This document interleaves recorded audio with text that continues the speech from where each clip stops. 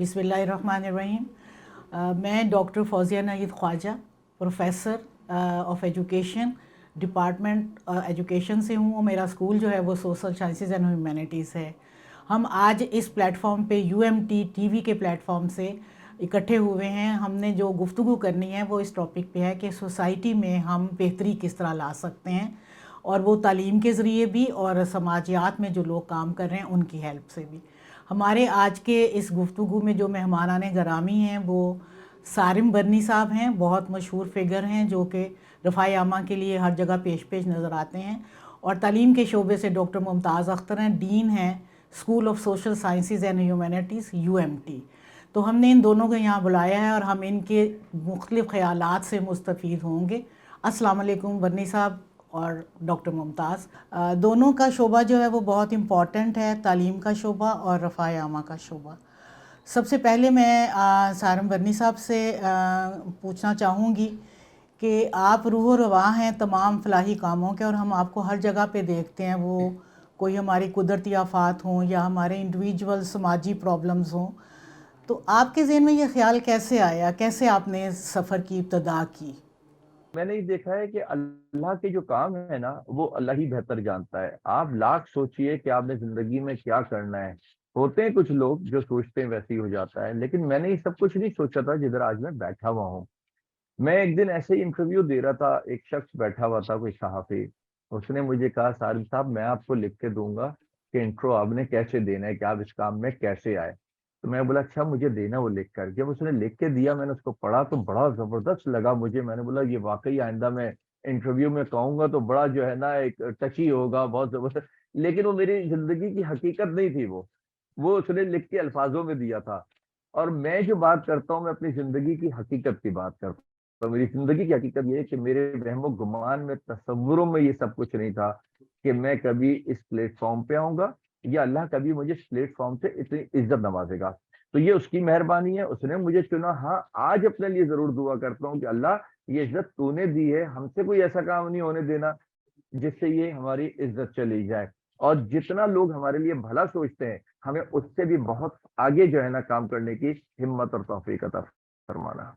जज़ाकल्लाह डॉक्टर साहब, अल्लाह ताला आपकी दुआओं को भी कबूल फ़रमाए और आप इंशाल्लाह हिम्मत से ये सारे काम करते रहें। अगला सवाल आपसे ये है कि डेफ़िनेटली बहुत मुश्किल सफ़र था। कैसे चैलेंजेस मिले आपको? कैसे ओहदा बरा हुए आप उनसे? हर काम में यहाँ मुश्किल है। जिस मुल्क में हम रहते हैं ना, इधर सड़क पे चलना भी सड़क मुश्किल है। पर मुश्किल। इधर हम कहते हैं कि माजूरों के लिए जगहें होनी चाहिए, व्हील चेयर ले जाने के लिए जगह होनी चाहिए। मैं कहता हूँ जो माजूर नहीं है वो भी यहाँ माजूर बना हुआ है। जिस तरीके की सड़कें, निज़ाम, चीजें, कोई मगर सिक्योरिटी मेजर्स नहीं होते हमारे यहाँ, ना कोई एंट्रेंस के अंदर ना कोई एग्जिट के अंदर। तो इधर चलना और इस काम में चलना जो मैं कर रहा हूँ इसके अंदर वाकई एक बहुत मुश्किल है। लेकिन ये जिंदगी का तजुर्बा, जिंदगी ने ये जरूर सिखाया और बताया कि अगर नीयत साफ होती है ना तो मंजिल लगती तो बहुत मुश्किल है, पर जितनी चल मुश्किल लगती जाती है उससे ज्यादा आसान होती है। मेरा जिंदगी का कोई ऐसा काम, मिशन नहीं है जो मैं सोचता हूँ भलाई का और वो ना होता हो। तो इसमें मुश्किलें तो हर कदम। अभी भी मैं मेरे ख्याल है कल या परसों में तुर्की के लिए निकल जाऊंगा।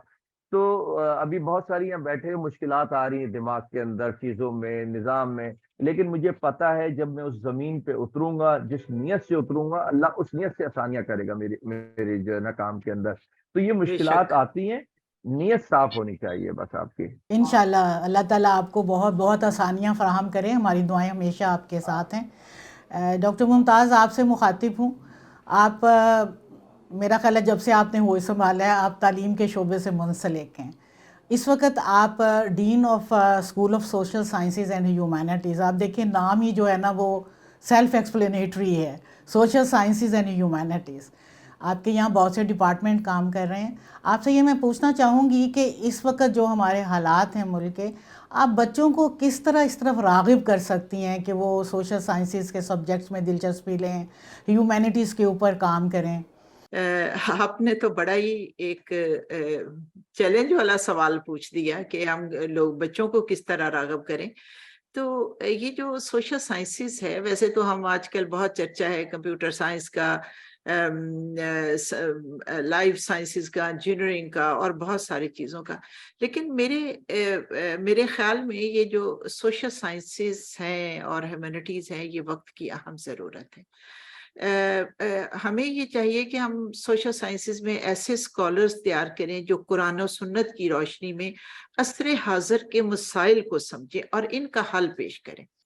اپنے جس طرح آپ نے یہ بتایا کہ تدریس کا بھی شعبہ میرا ہے، تو تدریس کا کام بھی بہت نازک اور سنجیدہ ہے اس سلسلے میں.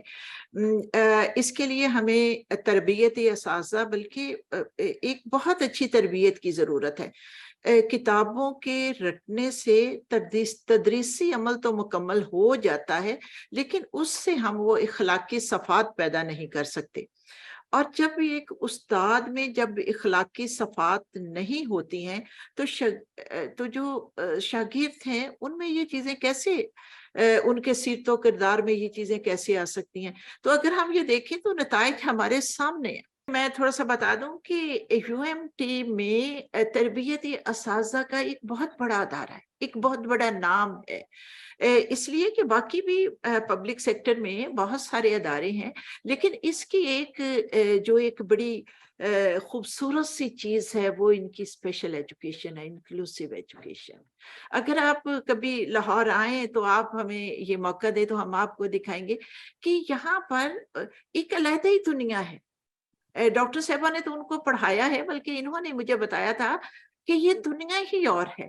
آپ یہ دیکھیں کہ ہمارے پاس ویژول امپیئرمنٹ کے لوگ آتے ہیں، ہمارے پاس ڈیف آتے ہیں، ہمارے پاس سلو لرنر آتے ہیں، فزیکلی ہینڈی کیپ آتے ہیں. اور فزیکلی ہینڈی کیپ کو تو شاید پڑھانا تھوڑا اتنا مشکل نہیں ہوتا، لیکن جو دوسرے ہیں ان کو پڑھانا واقعی ہی مشکل ہوتا ہے. تو یہ ہمارے لیے بھی ایک چیلنج ہے اور یہ سوشل سائنسز کے لیے بھی ایک چیلنج ہے.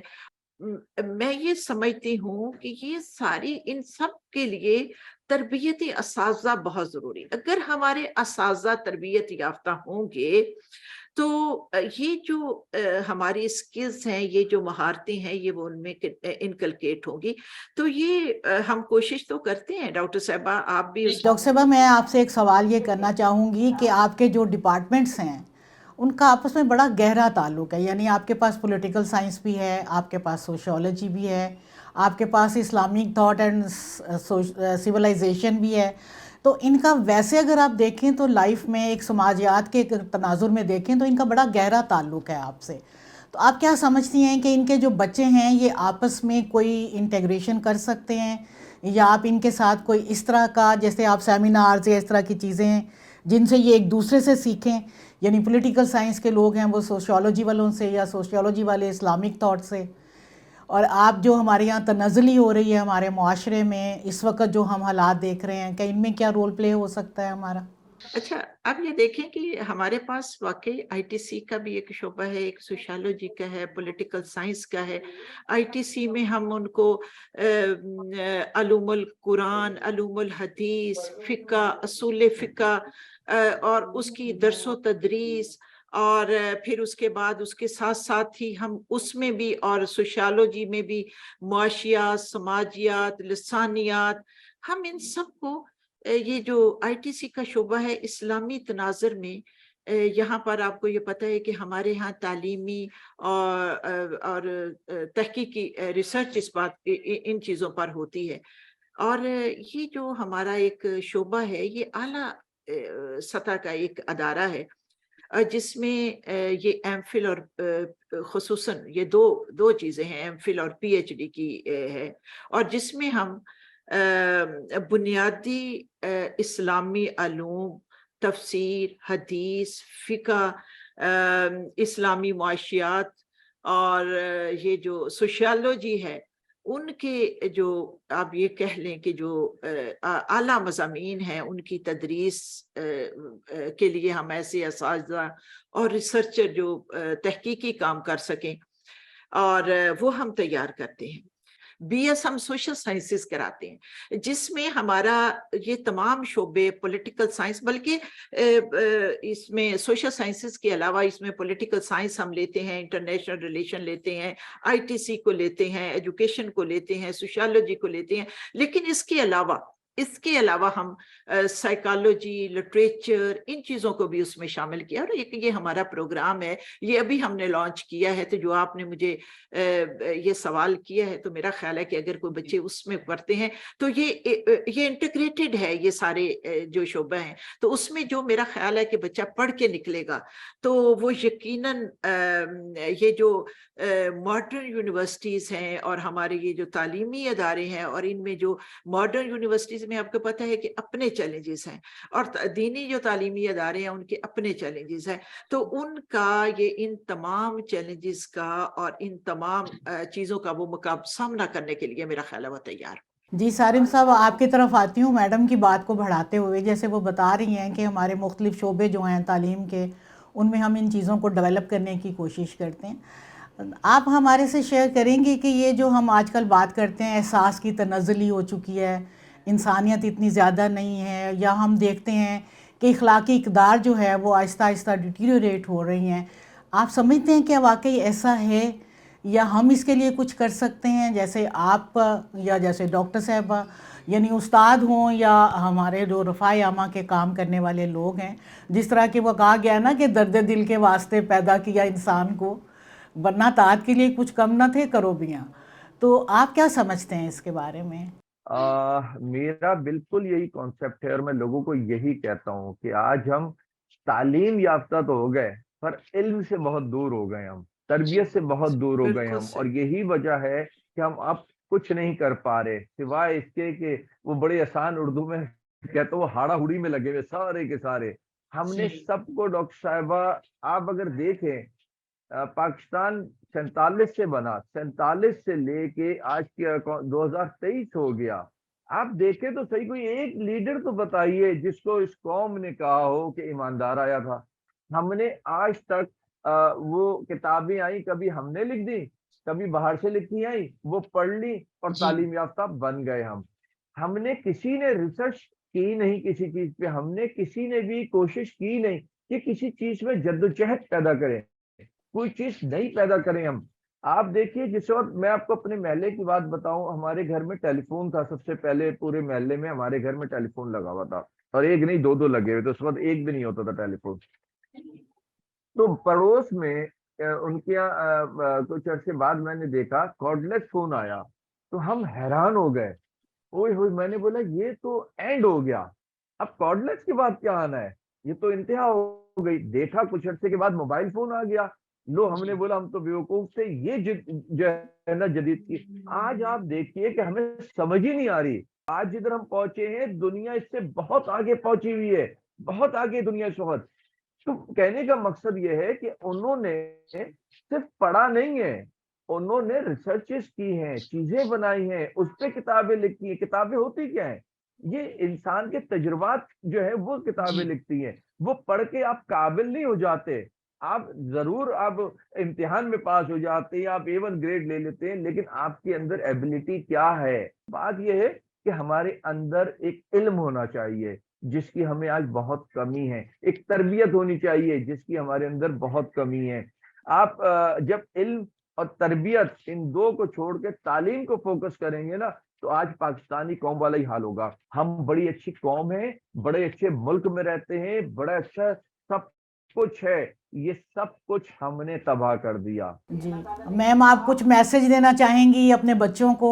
یہ مار نہیں پیار، میں تو یہ سمجھتی ہوں کہ جب سے یہ ویسے تو بہت اچھا لگتا ہے، مار نہیں پیار، پیار سے سمجھائیں، ہم بھی یہ کہتے ہیں، وہ پنجابی میں کہتے ہیں نا، گوڑ دیتے ہیں مر جاتے زہر دی کی لوڑ ہے، لیکن یہ ہے کہ بچوں پر ایک تھوڑی سی سختی بھی ہونی چاہیے۔ اور جب سے ہم نے، ہماری حکومت نے یہ کیا مار نہیں پیار، تو ہم نے اپنے بچوں کو خراب کرنے کی ایک پہلی اینٹ رکھ دی اس عمارت کی۔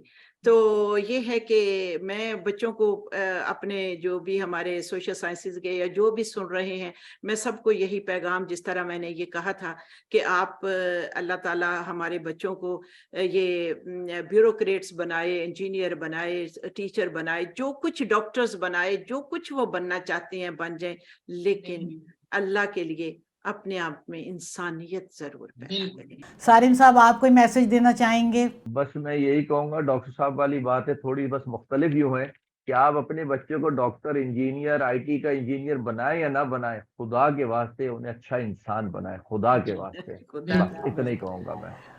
آپ دونوں کے لیے ہم گفتگو کو ختم کرتے ہیں. میں آپ دونوں کو دیکھ کے اور خاص طور پہ سارم بھائی آپ کو دیکھ کے میرے ذہن میں ایک چھوٹا سا شعر آتا ہے. وہ کہا ہے نا کسی نے کہ حیات لے کے چلو, کائنات لے کے چلو, چلو تو سارے زمانے کو ساتھ لے کے چلو.